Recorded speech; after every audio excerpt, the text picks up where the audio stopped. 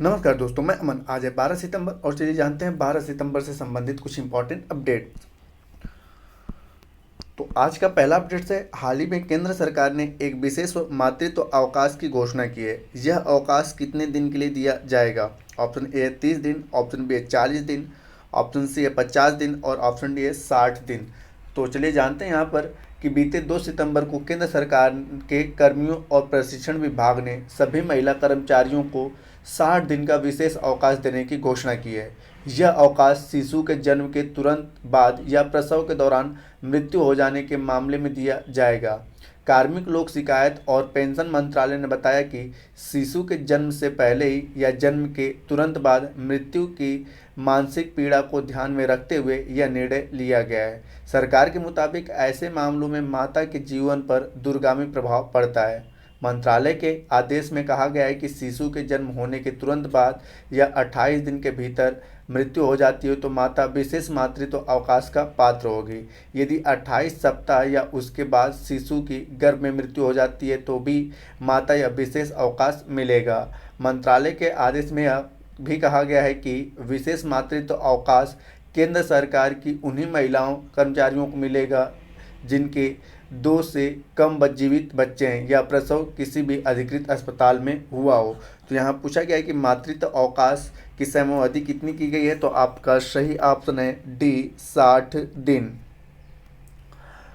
अगला प्रश्न है, नमस्ते योजना किससे संबंधित है? यहाँ पूछा गया है कि नमस्ते योजना किससे संबंधित है। ऑप्शन ए है आपका बाल श्रम से, ऑप्शन बी है आपका पर्यटन से, ऑप्शन सी है मैनुअल स्क्वेंजिंग से और ऑप्शन डी है मानव तस्करी से। तो जानते हैं यहाँ पर नमस्ते योजना मैकेनाइज्ड स्वास्थ्य पारिस्थितिकी तंत्र के लिए राष्ट्रीय कार्रवाई है। चलिए जानते हैं इसके बारे में। यह सामाजिक न्याय और अधिकारिता मंत्रालय और आवास और शहरी मामले के संयुक्त मंत्रालय की पहल है, जो कि यह एक केंद्रीय क्षेत्र की योजना है। नमस्ते एक सक्षम पारिस्थितिकी तंत्र बनाकर शहरी भारत में सफाई कर्मियों की सुरक्षा और गरिमा की परिकल्पना करता है, जो स्वच्छता श्रमिकों की स्वच्छता बुनियाद ढांचे के संचालन और रखरखाव में प्रमुख योगदानकर्ताओं में से एक के रूप में मान्यता देता है, जिससे टिकाऊ आजीविका प्रदान की जाती है और क्षमता निर्माण और सुरक्षा गियर और मशीनों तक बेहतर पहुंच के माध्यम से उनकी व्यावसायिक सुरक्षा में वृद्धि होती है। यह योजना 2022 से 2026 तक अटल कायाकल्प और शहरी परिवर्तन मंत्रालय मिशन यानी कि अमृत योजना के तहत अधिसूचित 500 शहरों और टाउनशिप में लागू की जाएगी। तो यहाँ पूछा गया कि नमस्ते योजना किससे संबंधित है, तो सही ऑप्शन होता है आपका सी मैनुअल स्क्वेंजिंग। मैनुअल स्क्वेंजिंग से नमस्ते योजना संबंधित है और इसे चला कौन रहा है, तो आवास और शहरी मामले के मंत्रालय और साथ ही साथ सामाजिक न्याय और अधिकारिता मंत्रालय की यह संयुक्त पहल है। अगला क्वेश्चन है, राष्ट्रीय विधिक सेवा प्राधिकरण के बारे में कौन सा कथन असत्य है? पहला ऑप्शन कहता है कि इसका गठन विधिक सेवा प्राधिकरण अधिनियम 1987 के अंतर्गत समाज के कमजोर वर्गों को निःशुल्क कानूनी सेवाएं प्रदान करने के लिए किया गया था। ऑप्शन बी है, यह प्राधिकरण लोक अदालत के आयोजन का भी काम देखता है। ऑप्शन सी है, प्राधिकरण का मुख्य संरक्षक भारत का राष्ट्रपति होता है। और ऑप्शन डी है, यह प्राधिकरण राज्य कानूनी सेवा प्राधिकरण के लिए दिशा निर्देश भी जारी करता है। तो चलिए जानते हैं इसके बारे में डिटेल में कि हाल ही में उच्चतम न्यायालय के वरिष्ठ न्यायाधीश न्यायमूर्ति डी.वाई. चंद्रचूड़ को राष्ट्रीय विधिक सेवा प्राधिकरण का कार्यकारी अध्यक्ष मनोनीत किया गया है। राष्ट्रीय विधिक सेवा आयोग का गठन नागरिकों को त्वरित और कम खर्च पर न्याय देने के उद्देश्य से किया गया है। भारत के मुख्य न्यायाधीश इसका अध्यक्ष, जबकि सर्वोच्च न्यायालय के दूसरे वरिष्ठ न्यायाधीश इस प्राधिकरण के कार्यकारी अध्यक्ष होते हैं। यानी कि भारत का मुख्य न्यायाधीश इसका मुख्य संरक्षक होता है। उल्लेखनीय है कि यहाँ पर उल्लेखनीय है कि नालसा लोगों को मुफ्त कानूनी सहायता सुनिश्चित करने के साथ साथ विभिन्न कानूनी राज्य सेवा प्राधिकरणों और जिला कानूनी सेवा प्राधिकरणों के माध्यम से समन्वय स्थापित करता है। तो यहाँ पर दिया गया है कि इसका गठन जो है 1987 के अंतर्गत किया गया था, तो ये बिल्कुल सही है, जो कि निःशुल्क सेवाएं देता है।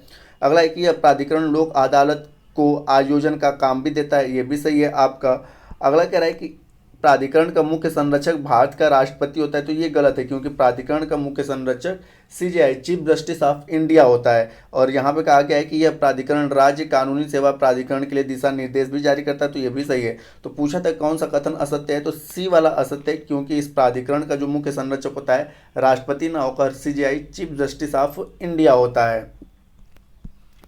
अगला क्वेश्चन, निम्नलिखित में से कौन सा देश क्वेड से संबंधित हिंद प्रशांत आर्थिक ढांचे में शामिल नहीं है? ऑप्शन ए है उत्तर कोरिया, ऑप्शन बी है भारत, ऑप्शन सी है ब्रुनई दारुसलाम और ऑप्शन डी इंडोनेशिया। तो जानते हैं भारत अमेरिकी अगुवाई वाले हिंद प्रशांत आर्थिक ढांचे का एक सदस्य है। यहाँ पर जानते हैं कि हिंद प्रशांत आर्थिक ढांचे में अन्य 12 देश शामिल हुए हैं।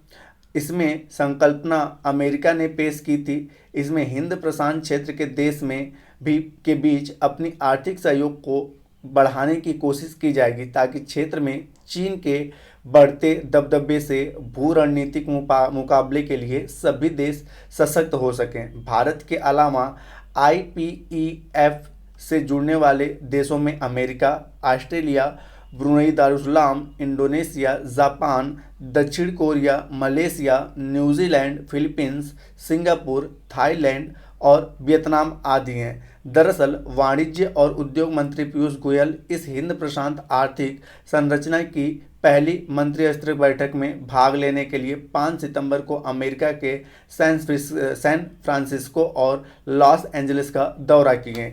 तो यहाँ पूछा गया है कि हिंद प्रशांत आर्थिक ढांचे में कौन सा देश शामिल नहीं है, तो यहाँ पे न शामिल होने वाला देश है आपका उत्तर कोरिया। अगला क्वेश्चन है, केंद्र सरकार ने हाल ही में जिन 3 जिलों में 3 ब्लड ड्रग्स पार्कों के निर्माण की सैद्धांतिक मंजूरी दी है उनमें से कौन सा राज्य शामिल नहीं है?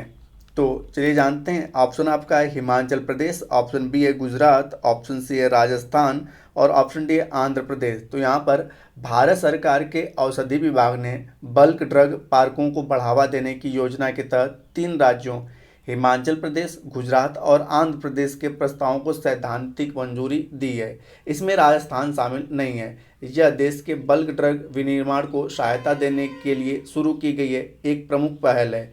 इस योजना को साल 2020 में 3000 करोड़ रुपए के वित्तीय परिव्यय के साथ अधिसूचित किया गया था। यह बल्क ड्रग पार्कों की स्थापना के लिए 3 राज्यों को वित्तीय सहायता प्रदान करेगी। इसका उद्देश्य केंद्र सरकार द्वारा समर्थित विश्व स्तरीय सामान्य बुनियाद सुविधाओं या निर्माण करके बल्क ड्रग्स के विनिर्माण की लागत को कम करना है और इसके साथ माध्यम से घरेलू थोक दवाओं उद्योग को प्रतिस्पर्धात्मक रूप से बढ़ाना है। तो यहाँ पूछा गया है कि बल्क ड्रग पार्कों के निर्माण के लिए जिन 3 राज्यों का चुनाव किया था उनमें से कौन सा नहीं है? तो यहाँ पर सही है ऑप्शन आपका सी कि इनमें हिमाचल प्रदेश शामिल है, गुजरात शामिल है, आंध्र प्रदेश शामिल है, बल्कि राजस्थान इसमें शामिल नहीं है। और इस योजना की शुरुआत कब की गई थी? तो वर्ष 2020 में।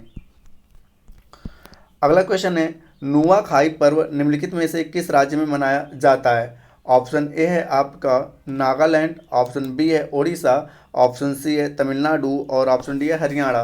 तो जानते हैं ओडिशा में नुआखाई पर्व मनाया जाता है। यह उत्सव खास तौर पे पश्चिमी ओडिशा में मनाया जाता है।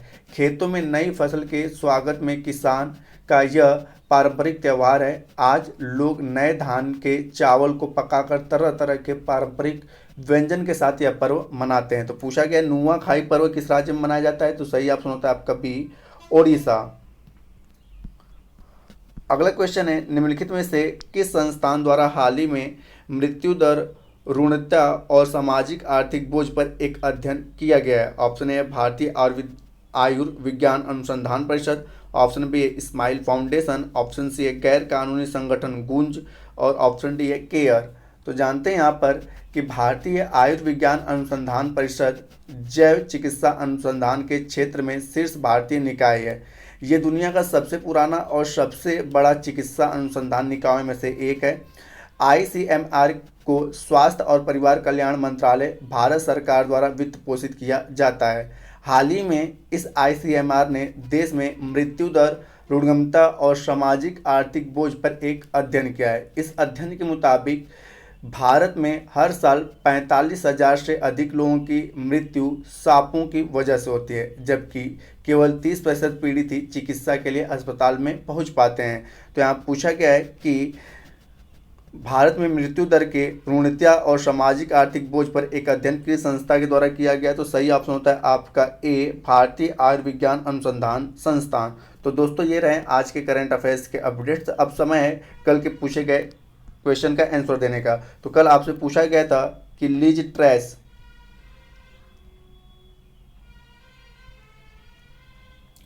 ट्रेस किस देश की प्रधानमंत्री बनी है। तो इसका सही आंसर होता है ब्रिटेन। तो जिन्होंने भी सही उत्तर दिया उनके लिए बधाई। अब आज का क्वेश्चन है आपका, आज का क्वेश्चन ये है कि नुआखाई